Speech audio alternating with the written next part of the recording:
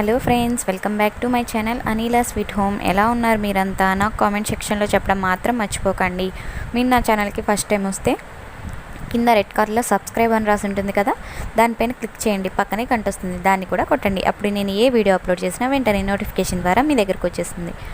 ఈరోజు నేను మార్నింగ్ మిగిలిపోయిన ఇడ్లీలతోటి మనం ఫింగర్స్ ఎలా ప్రిపేర్ చేసుకోవాలో చూపిస్తున్నానండి. మనం నార్మల్గా ఆలు ఫింగర్స్, ఎగ్ ఫింగర్స్ ఇలా ప్రిపేర్ చేసుకుంటాం కదా.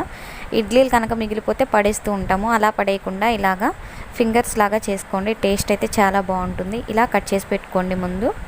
అలా కట్ చేసి పెట్టుకున్న తర్వాత మనం కళాయి పెట్టుకొని దానిలోకి ఆయిల్ వేసుకొని హీట్ చేసుకోవాలండి. ఇది చాలా సింపుల్గా ఈజీగా అయిపోతుంది. పిల్లలకైతే బాగా నచ్చుతుంది. దానిలో అభ్యంతరమే ఉండదండి. పిల్లలకి టమాటో కెచప్లో పెట్టి ఇస్తే బాగా ఇష్టంగా తింటారు. అవి బాగా కరకరలాడుతూ వేగితేనే మనకి టేస్ట్ అనేది ఉంటుందండి. ఇది మార్నింగ్ టీ టైంలో కూడా తీసుకోవచ్చు, ఈవినింగ్ స్నాక్ లాగా తీసుకోవచ్చు. మనం వర్షం పడినప్పుడు అలాగా వేడివేడిగా వేసుకొని కూడా తినొచ్చండి. టేస్ట్ చాలా బాగుంటుంది. మనం కావాలంటే దీనిలోకి కారం ఇంకా ఉప్పుని యాడ్ చేసుకొని పైన ఫ్రై అయిపోయిన తర్వాత జల్లుకొని తినొచ్చండి. అప్పుడు ఏంటంటే స్పైసీగా ఉంటాయి, టేస్టీగా ఉంటాయి.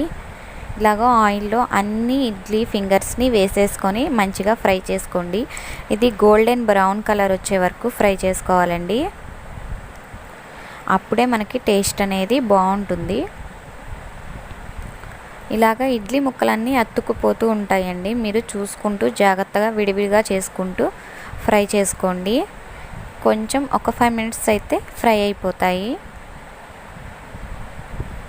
మీరు చట్నీలో కూడా తినొచ్చండి. చట్నీలో కూడా చాలా బాగుంటుంది. ఎలా అయినా తినొచ్చు. మెయిన్ వచ్చేసి మనకి పిల్లల కోసమే సాయంత్రం వచ్చేపాటికి వాళ్ళకి ఏదో ఒక స్నాక్ ఉండాలి కదా. ఆ ప్లేస్లో ఇలా చేసి పెట్టండి, వాళ్ళు ఇష్టంగా తింటారు. ఓకే, ఇలా ఫ్రై అయిపోయిన తర్వాత మీ దగ్గర టిష్యూ పేపర్ ఉంటే టిష్యూ పేపర్లో వేసుకోండి. లేకపోతే ఇలాగా బుట్టలాగా ఉంటుంది కదా, జల్లెడ బుట్ట అంటారు కదా, దాంట్లో అయినా వేసేసుకోండి. చిల్లుల గిన్నె అంటారు, దాంట్లో అయినా వేసేసుకోండి. అప్పుడు ఏదన్నా ఆయిల్ ఉంటే కింద దిగిపోతుంది. దీనిలో ఆయిల్ ఎక్కువ అబ్జర్వ్ చేసుకోదండి. ఇంతే, ఇలాగ డిష్ అవుట్ చేసేసుకోవటమే.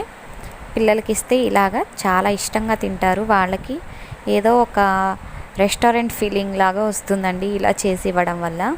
ఇలాగే టమాటో కెచప్ పెట్టేసి ఇవ్వండి. ఒకసారి ట్రై చేయండి, మీ పిల్లలకి నచ్చుతుందో లేదో. ఈ రెసిపీ కనుక మీకు తెలుసుంటే తప్పకుండా నాకు కామెంట్ సెక్షన్లో చెప్పండి. అలాగే మీకు ఎలా అనిపించిందని కూడా నాకు కామెంట్ సెక్షన్లో చెప్పండి. మీకు ఈ వీడియో నచ్చితే లైక్ చేయండి, షేర్ చేయండి. Thank you for watching. Bye bye. మీకు ఏ వీడియోస్ కావాలో కామెంట్లో చెప్పండి. ఓకేనా?